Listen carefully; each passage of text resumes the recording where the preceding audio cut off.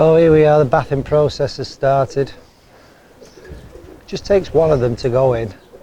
The rest see them and they want a bath then. They'll sit there all day looking at the bath until one of them gets in. And they all want to get in. And when they all get in, there's no room to have a bath. So there's no such thing as, oh, come on, let's take it in turns, hey? I'll go first. Hey, oh, it's pigeons.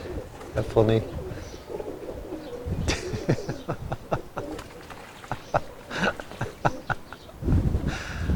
I need to make them a bigger bath, you know, bath big enough for 100 pigeons. They can all get in.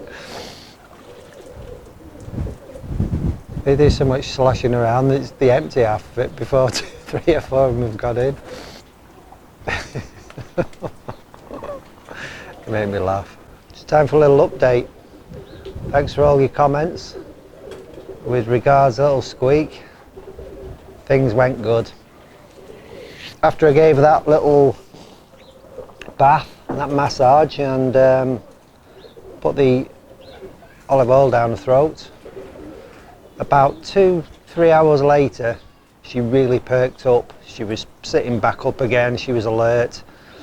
I still couldn't feel the egg, so it was definitely higher up inside her, probably just stuck or something. So she moved into the bowl. I kept looking, there was nothing there. Then 7 o'clock in the evening, I was just walking past at my workshop, and I saw her. She'd laid the egg and she was sort of tucking it down underneath her, which is good. It's great because she's okay now, but it's not good because I think that was Wednesday, was it? She laid that Wednesday evening. That means the egg was already inside when she went in on Tuesday. It might have been Thursday, I can't remember. But so because the egg was already in her, it won't be fertile. So that egg I'd have to throw that egg away. Now I also don't know if that's a first egg or a second egg. She may have already laid an egg when she was with the other hens in the box. So it could be her first or second egg. If it is the first egg, then the second egg will be fertile, but there'll only be 1 egg because pigeons only lay 2 eggs at a time. You usually get the first egg after you pair them up within 7 days, 7 to 10 days. The second egg will come. You miss a day and then you'll get the next egg the day later. So you'll get one at 7 days, you'll get one at 9 days, and that's it then. If you take the eggs away, within 7 days they'll lay another 2 eggs.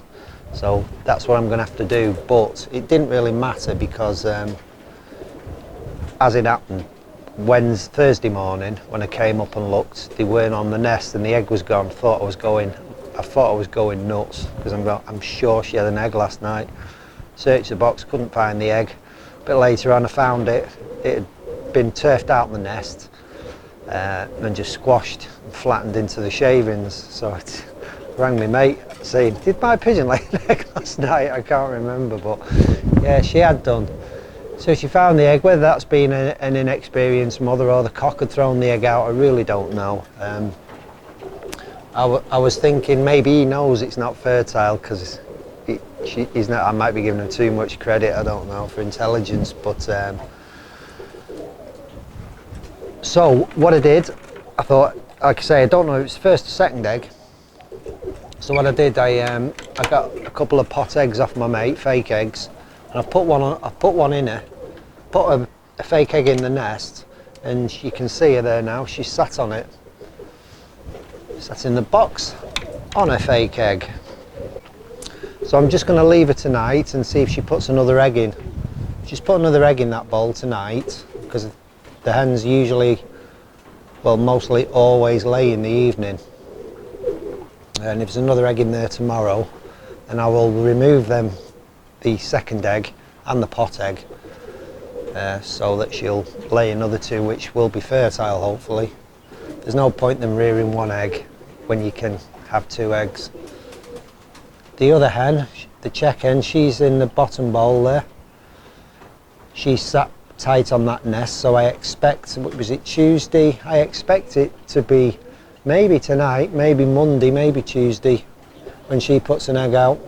I have tried letting these two cocks have the run of the box, or letting all the birds have the run of this box, but the fighting between the two cocks is absolutely vicious. It is really vicious. They just will not give up.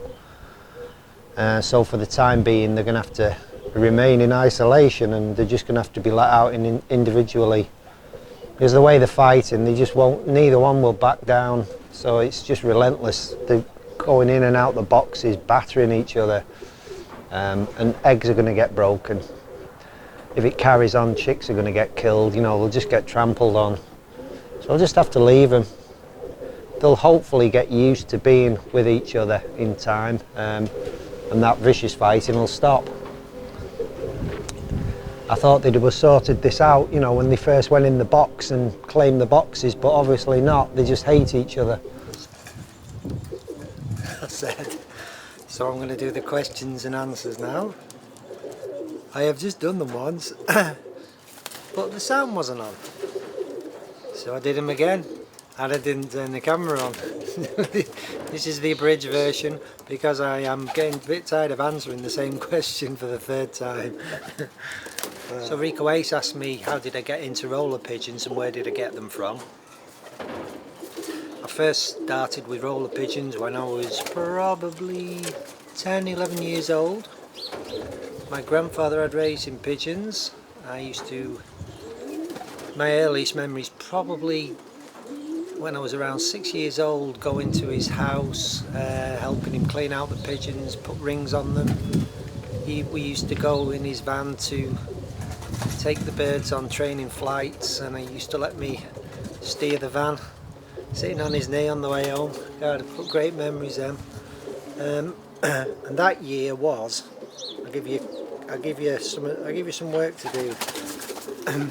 And that year would be the same year that Martin Luther King was arrested in Birmingham, I think, for protesting without a permit. The same year, the Beatles had the first #1 in the UK charts. Well, that's when it was. That was back in the day. My grandfather died when I would be probably 8 or 9 years old, and I got my first pigeons probably when I was 10 years old. And I used to carried on going down to the pigeon club, which was in this road. There was a lot of men in this road had racing pigeons. There was at least 7 or 8 on this road, and surrounding roads there was even more. And it was really big back in the 60s, racing, keeping pigeons. And the club was on this road. I used to go down the club, help out, cage up the birds, put the racing rings on them, one thing and another, load the transporter. I eventually got a pair of birds off one of the flyers. I bred my own birds off them. One particular bird was absolutely magical, blue checked hen. I wasn't old enough to actually join the club, so I couldn't race in the club, but I sent her on one of the racing flights. She just went in the crate with the other birds. And when she returned, she was a full 5 minutes in before the winning bird, which I was really pleased about that. She also won either the 2nd or 3rd place in the club show as the best bird in show, which I was also made up about. Cat got her. Cat got in my loft one day, pushed its way in through the bars, I can only assume, and out of 15 birds in the loft she was the only one that was killed. I had a break from pigeons for a long time after that, and I got back into them when a friend of mine did about 10 years ago. My mate Jeddy got some roller pigeons from a flyer who I ultimately ended up getting the birds from as well, and he asked me when I got the birds not to mention where I got them from, because he didn't want inundating with people asking him for birds, which is fair enough. But Jed got back into the pigeons. He eventually had to give them up after a short time because a peregrine falcon targeted him, and it would visit him every time he let his birds out, smash them to pieces, rip them up, take them away. Eventually the birds would not fly. They were frightened to death of going out. They would sit in his tree in his garden and it just defeated Jed. He gave up. Back then, at the end of this road, there was a big gas tower at the end of this road, and the peregrine used to nest on that. So to have pigeons then, I thought it's just a waste of time. The peregrines were nesting on it, and there was just no sense keeping pigeons. It was going to be here every day, but not that many years ago, it was about a year or two before I got pigeons again. They pulled the gas tower down, they took it away, and that's when I got roller pigeons. I also, what spurred me interest again was a young guy, Rob, a couple of doors down. He'd got some pigeons as well. I think he'd got a few rollers, and I saw them and I thought I've got to get some. So that's how I got them. RBC Pigeon and Leo Lee have kind of asked the same question. Well, about the birds, the bloodline of the birds. These birds, I bought 10 young birds. In my first video, you will see them, the Burkitt strain rollers from the breeder and flyer. I also bought 2 other pairs of his birds and Little Squeak, and I've bred off all them birds. And so I've crossed I've crossed another strain in to a couple of the birds. It may be a Burkitt. I am honestly not sure, but I know the guy who that pigeon came from, and that was the red cock. He has Burkitt, so it may be a Burkitt. I'm not honestly sure, but it's a good bird anyway, and that's the red cock that's with Squeak. And Rico Ace had asked me, I think it was Rico? Yeah, Rico Ace had asked me what depth of rollers I like. Well, I like birds that are 20 foot, roll about 20 foot, 15, 20 foot is fine for me, because rollers that roll deeper than that, 30, 50, 60, 70, 80, whatever feet, are dangerous birds. They often end up killing themselves, smashing into roofs, breaking legs, breaking wings. Got the sneezes. Yeah, unless you've got a kit of birds like that will all do exactly the same. A 60 foot bird in a kit of, say, birds that are averaging 15, 25 feet rolling, is going to exhaust itself constantly rolling that deep and getting back into the kit. What that bird will do, it will get tired, it will fall out the kit, it will fly above them, it will fly below them, it will pull other birds out with it, it will break the kit apart. And birds like that, like I say, they usually kill themselves because they put a 60 foot roll in when they've got 40 feet of ground underneath them, and it's never a good ending. Sergei Rodi has asked me how I keep the hawks off my birds. To try and limit the amount of attacks, I fly my birds in late evening when I'm hoping that the hawks had something to eat or was fed that day. I don't, that's the peregrine, and the sparrowhawk, come to that. I don't leave my birds out on the boxes because the sparrowhawk will come zipping over the garden fences. That's its method of attack. It comes flying in really low, hoping to spook birds and grab them. So if it sees my birds on the box as it's fence flying, it's going to grab one of them, kill it, take it off into another garden. You know, that's what the sparrowhawks do. I believe that to put the peregrine off and other hawks off attacking the pigeons, some people fire rockets at them. Fireworks, you know. They put the firework into a metal tube, and they point the firework, light the firework and point it at the particular offending bird and fire it at them. I believe people do that. I also believe people have starting pistols, and when they see the bird coming in, they fire the starting pistol. Hopefully it will put the bird off. I've also heard of people putting whistles on the pigeons' legs. When the birds are flying, there's a constant whistling noise from the birds. That won't put peregrines off or other hawks.